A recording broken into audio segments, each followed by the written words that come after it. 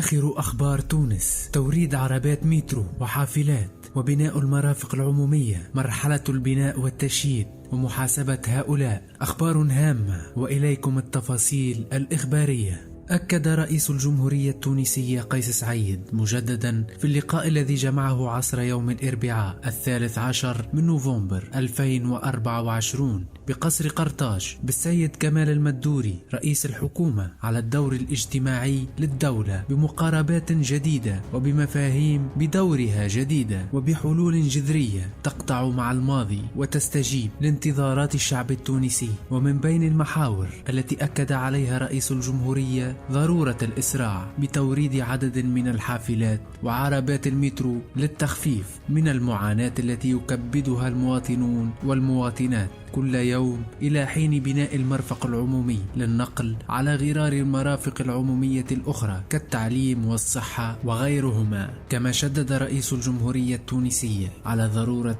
مواصلة الحرب ضد الفساد والمفسدين الذين تسللوا إلى عديد مفاصل الدولة. ومرحلة البناء والتشييد لا يمكن أن تكون صلبة ودائمة إلا بعد تطهير البلاد واستعادة الشعب التونسي لكل ثرواته التي عبث بها المفسدون وأعوانهم على مدى عقود من الزمن.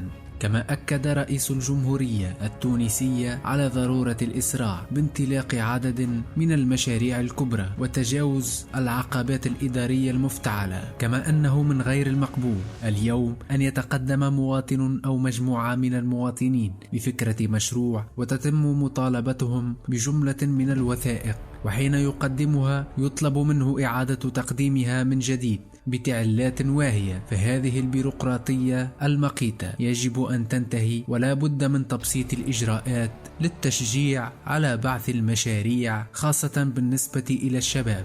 وإليكم هذا الخبر المفرح: تواصل التجارب الفنية الأخيرة في الخط دي من مشروع الرابط بين مدن العاصمة التونسية الكبرى، المحطات تونس، السيد المنوبية، الملسين، الروضة، باردو، البرطال، منوبة، حي البرتقال، القباعة. المشروع انتهى بأعلى المواصفات المطلوبة ويعتبر أفضل الخطوط التونسية الحديثة من ناحية الجودة والراحة، حيث تحتوي المحطات على العديد من المرافق ومصعد إلكتروني. كما تم العمل بشكل جاد على كل مرافق السلامة والأمن، حيث يحتوي الخط من قطار ومحطات على عدد كبير من كاميرات المراقبة، بالإضافة إلى غرف أمنية تحت الخدمة اليومية. كما سيساهم الخط في تنقل مئات آلاف المواطنين في العاصمة التونسية بشكل مريح وأسرع بعشرات المرات. افتتاح المشروع في الأيام القليلة القادمة إن شاء الله. ألف مبروك لكل أبناء المنطقة. وخبر آخر: إحالة ملف مصنع الأجر بالقصرين إلى مصالح رئاسة الجمهورية. وإليكم التفاصيل. والي القصرين يؤدي زيارة غير معلنة لمعمل الأجر التابع لملك الدولة، ويقف على جملة من الإخلالات وسوء التصرف في المعدات والتجهيزات، إلى حد أصبح المصنع المذكور في وضعية كارثية تتطلب أكثر من إجراء استثنائي، وهو ما أكده السيد الوالي مبديا حرصه الشديد على ضرورة التدقيق والمحاسبة. كما قرر إحالة الملف إلى مصالح رئاسة الجمهورية بصفة عاجلة. والي بن عروس يدعو للضرب على أيادي المضاربين والمحتكرين. أدى فجر اليوم الخميس 14 من نوفمبر 2024 والي بن عروس زيارة غير معلنة إلى سوق الجملة ببئر القصعة، أين اطلع على تزويد السوق بالخضر والغلال والأسماك، وزار مختلف الأجنحة بالسوق واطلع على الأسعار، والتقى بعدد من الفلاحين والباعة واستمع إلى مشاغلهم، ودعا إلى تكثيف المراقبة الاقتصادية والأمنية على مسالك التوزيع والطرقات وأحكام التنظيم للدخول والخروج من السوق، لغلق جميع منافذ الاحتكار والمضاربة، ولسيولة ضخ المنتوجات عبر المسالك القانونية وبصفة منتظمة، باعتباره أكبر مصدر تزويد لأغلب ولايات الجمهورية التونسية. وأشرف إثر المعاينة الميدانية لمختلف الأجنحة بالسوق على جلسة عمل أمنية تقييمية بمقر الشركة التونسية لأسواق الجملة، وذلك بحضور الوفد المرافق له والرئيس المدير العام للشركة. أكد فيها على ضرورة الضرب على أيادي المحتكرين والمضاربين بالسوق كما شدد على ضرورة استمرارية عمل المراقبة الاقتصادية والأمنية والصحية لتفادي كافة الإخلالات حفاظا على قفة المواطن التونسي. وتم التطرق أيضا إلى وضعية مخازن التبريد بالسوق التي تعتبر نقطة استفهام حول عدم استغلالها لعمليات التخزين، التي من شأنها أن تحد من ظاهرة المخازن العشوائية، حيث سيكون محل متابعة لصيقة من السلطة الجهوية لإيجاد الحلول الكفيلة لتكون حيز الاستغلال في أقرب الآجال، وفق ما أوردته ولاية بن عروس عبر صفحتها الرسمية على الفيسبوك.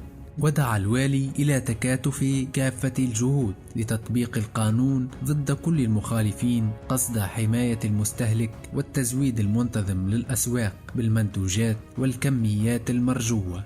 قفصة عودة القطار السياحي لمدينة المتلوي بمواصفات ممتازة قريبا إن شاء الله. القطار له مواصفات سياحية ممتازة جدا.